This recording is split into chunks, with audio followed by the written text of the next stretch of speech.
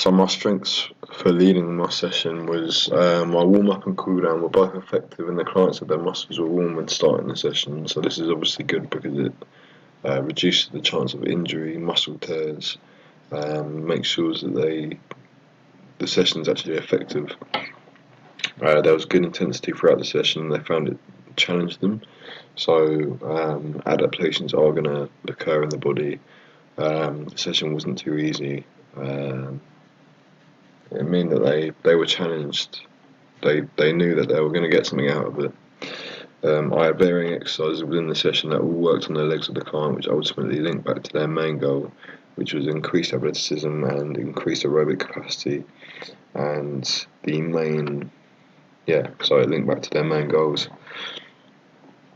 So my areas of improvement was should have been able to produce alternative exercises if the client wasn't able to continue the original exercises.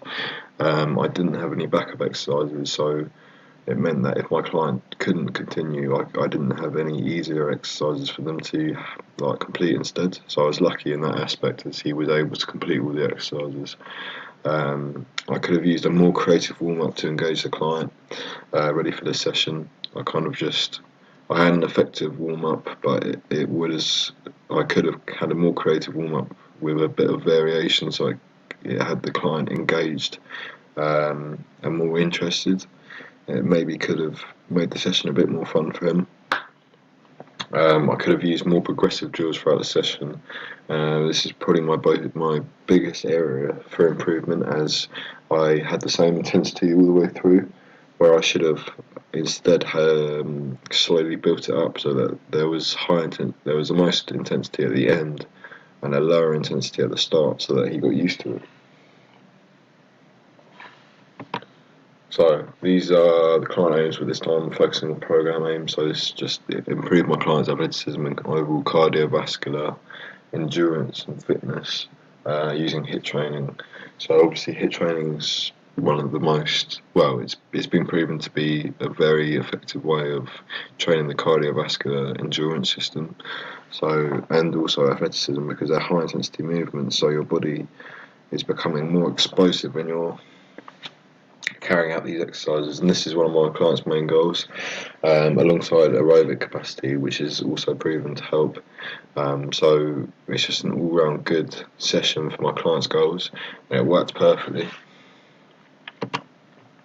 So these are the strengths and areas for development regarding my program writing. So my strengths focused on clients' goals, which was good because I linked everything to my clients' goals. I justified the exercises I was doing with my clients' goals, so it wasn't just doing exercises for the sake of it. It was for a purpose. The exercise was specific to helping their sporting aspects. So their sport that they played, they wanted to improve. Their goals were so that they can improve their basketball game, their basketball skills, and certain aspects in their repertoire of skills, if you will. So the exercises that I was doing was specific to their sport. So increasing their athleticism was one of their goals, and this session helped that. And increased athleticism will help their basketball as well. So it is linking to their sport at the same time. And then the session worked on targeted muscle groups. So it wasn't just random exercises, they were specific to the muscles in their legs, because this is, for basketball especially, having power in your legs is very important for many aspects, such as rebounding, boxing out, driving in, scoring layups. All of stuff like that is helped if you have athleticism in your legs to help you, basically. So areas for improvement. I should have used progressive drills ranging throughout the session and throughout my 6-week program. So instead of just having the same intensity all the way through, I should have built it up so that it was a gradual incline of intensity. Another area for improvement was my warm-ups and cool-downs. I should have used different forms of warm-ups and cool-downs for variation in engagement. So I keep the client engaged with variations of the same, with a variation of cooldown, so that it's not just the same thing over and over again. And I'm also giving him more. I'm giving him different cooldowns that he can do on his own without me, so that he's got more than one thing he can do. And he may find that a certain cooldown is more effective for him than another cooldown, and showing him a range can help him find one.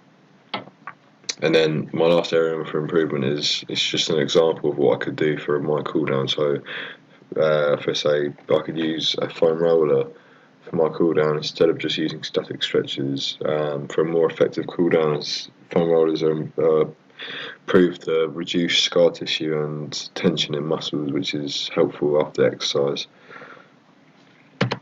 And that's the end of my 14.3.